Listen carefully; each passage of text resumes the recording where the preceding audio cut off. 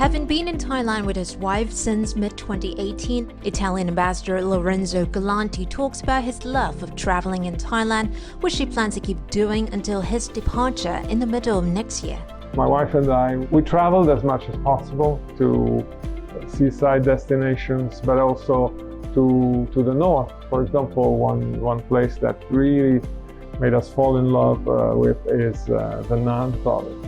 I believe it's very important to travel a country in order to understand the country. I like also to walk around town in Bangkok and what I call microtourism, meaning to walk around in a neighborhood and just find unexpected places.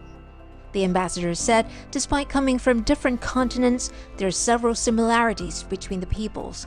I think we are similar in lifestyle, I would say. We like to work, of course, but at some point you need to enjoy life as well. Both populations are very proud of their own food. The importance in personal relations, even in doing business, for example. The trust develops by having fun together, having relaxed moments together. His Excellency, however, noted a few differences in the cultures as well.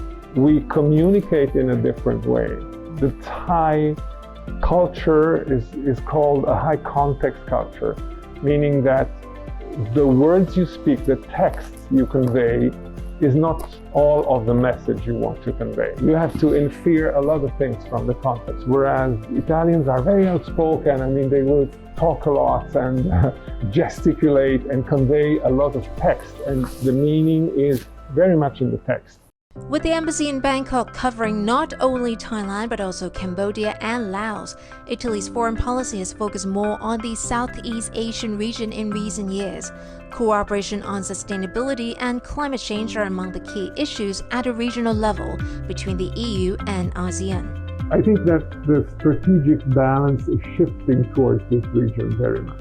We were looking at this area of the world as a fast-growing area.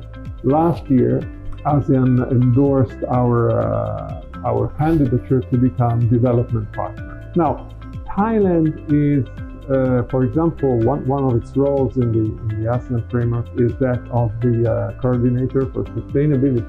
And so much of our dialogue with Thailand has been revolving around that. Italy has been very active as a co-chair of COP26 in Glasgow and as a chair this year of the G20, very active on climate change issues. And Italy's angle on climate was very much on youth.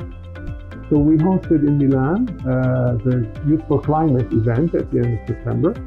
There were two young delegates from Thailand whom I met personally, and we also organized a webinar with them about their takeaways from Milan. This is an existential issue for the planet. So we need that kind of ambition that comes from the young generation. Another focus for Italy is trade with Thailand and this region, which the ambassador says is going well.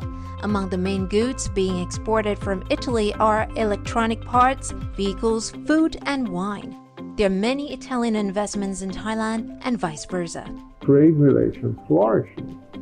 And despite COVID, there was a smaller setback last year, but this year we're growing again, and we're looking at probably by the end of the year at a better result than 2019, which was a record year.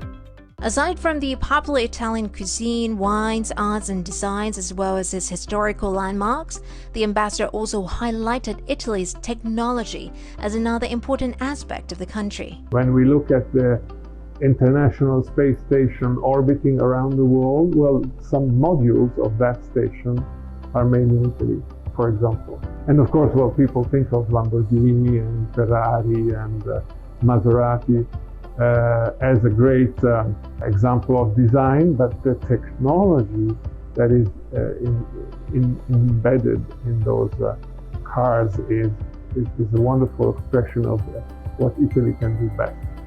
Hatay Deshiki Tiranan reporting for Thai PBS World.